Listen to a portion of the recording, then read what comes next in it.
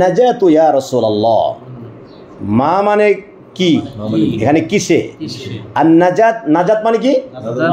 নাজাত দিবস বলে না, মুক্তি দিবস আর কি, পরিত্রাণ। নাজাত মানে কি? তাহলে মান নাজাতু ইয়া রাসূলুল্লাহ মানে হে আল্লাহ রাসূল, মুক্তি কিসে মিলবে? কি প্রশ্ন? এটা সাহাবাদের থেকে একজন সাহাবী প্রশ্ন করলেন। রাসূল কারীম সাল্লাল্লাহু আলাইহি ওয়াসাল্লাম তো মুক্তির রাস্তা দেখাবার জন্য এসেছিলেন, তাই না? উনি বললেন আমসিক আলাইকা লিসানাক। আমসিক, আমসাকা ইউমসিকু, আল ইমসাকু মানে হলো আটকে রাখা, ধরে রাখা।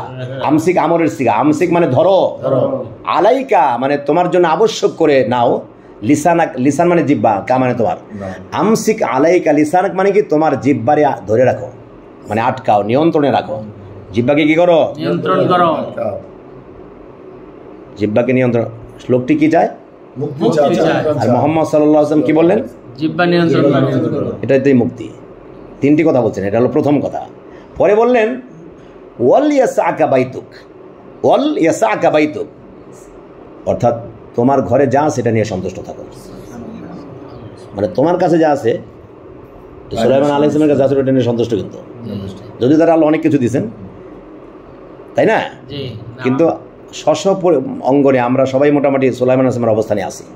সুলাইমান সালাম শাসক ছিলেন না, আপনার পরিবারের শাসক, তাই না? তাহলে নবী সাল্লাল্লাহু আলাইহি ওয়াসাল্লাম 2 নম্বরে কি বললেন?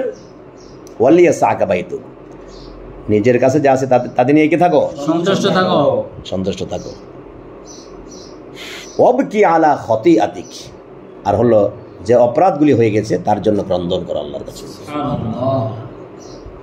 নবী সাল্লাল্লাহু আলাইহি ওয়াসাল্লাম, এটা বিখ্যাত হাদিস, কিন্তু সানাদান সহিহ, একবারে বিশুদ্ধ সনদে প্রমাণিত। আর কথা তিনটে কি কেমন? জীবনের জন্য বিশাল পুঁজি। তাহলে ক্বালান নবী সাল্লাল্লাহু আলাইহি ওয়া আলিহি ওয়াসাল্লাম, রাসূল কারীম সাল্লাল্লাহু আলাইহি ওয়াসাল্লাম একজনের প্রশ্নের জবাবে বললেন, কি বললেন? বললেন আমসিক আলাইকা লিসানাক। লোকটার প্রশ্ন ছিল মান নাজাতু ইয়া রাসূলুল্লাহ, কিসে মুক্তি পাবো, কিসে মুক্তি মিলবে, কিসে পরিত্রাণ মিলবে? তিনি বললেন আমসিক আলাইকা লিসানাক, জিহ্বা নিয়ন্ত্রণের মধ্যে মুক্তি আছে। আর হচ্ছে ওয়াল ইয়াসাকা বাইতুক, তোমার ঘরে যা আছে তা নিয়ে সন্তুষ্ট থাকো। আর হচ্ছে অবকি আলা খতিআতিক, যে অপরাধ হয়ে গেছে তার জন্য ক্রন্দন করো। বুঝছেন? ওই যে মুআয ইবনে জাবাল নবী সাল্লাল্লাহু আলাইহি ওয়াসাল্লামকে কি বলছিলেন?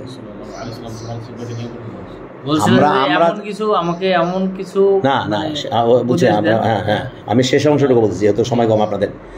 মুআয নবী সাল্লাল্লাহু আলাইহি ওয়াসাল্লাম, মুআয বলতেছেন, নবী সাল্লাল্লাহু আলাইহি ওয়াসাল্লাম বলছেন আমি কি সেই যত আমল আছে, হ্যাঁ নামাজ রোজা হজ যাকাত সদকা দান সদকা যা আছে, যত আমল আছে সব কিছুর নির্যাস, তাই না? এই সমস্ত আমলের নির্যাসকে আমি তোমাকে বলবো না? মুআয বললেন কুলতু বালা ইয়া নবী আল্লাহ, অবশ্যই বলুন। তিনি তখন বললেন না, তখন কি করলেন? তিনি অ্যাক্টিং করলেন, তিনি একটা কাজ করলেন। তখন নবী সাল্লাল্লাহু কখনো কথা বলে বোঝাতেন, কখনো কাজ করে বুঝিয়ে দিতেন। মুআয বলতেছেন তখন আমি দেখলাম ফাআখাযা বিলিসানিহি ক্বাল, তিনি তার জিহ্বায় হাত রাখলেন, ধরলেন আর বললেন আমসিক আলাইকা হাদা, এটা আটকাও। জিহ্বা নিয়ন্ত্রণের মধ্যেই এই সব কিছুর সমস্ত আমলের জিস্ট হলো জিহ্বা নিয়ন্ত্রণে রাখা। এবারে মুআয প্রশ্ন করলেন ওয়া ইন্না লামুআখাযুনা বিমা নাতাকাল্লামু বিহি বিমা নাতাকাল্লামু ফিহি, আমরা যে মানুষ যে কথা বলে এর জন্য কি ধরা খাবে কিয়ামতের দিন? নবী সাল্লাল্লাহু আলাইহি ওয়াসাল্লাম বললেন তোর মা তোমাকে হারিয়ে ফেলুক। মুমিন তো কল্যাণ ছাড়া কোনো কাজে আগাবে না। মুমিনের প্রতি পদক্ষেপ কল্যাণের হবে, প্রতিটি কথা কল্যাণের হবে, প্রতিটি চিন্তা করা, প্রতিটি শ্বাস প্রশ্বাস মুমিনের কল্যাণ করা হবে। হাল ইয়াকুব্বুন নাস ফিন নারি আলা বুজুহিহিম ইল্লা হাসাইদু আলসিন। মুআযের জবাবে পরে নবী সাল্লাল্লাহু যখন বললেন যে তোমার মা তোমাকে হারিয়ে ফেলুক, তারপরে বললেন যে মানুষ যে কথা বলবে সেই কথার দ্বারাই তো তাকে অধোমুখী করে জাহান্নামে ফেলা হবে।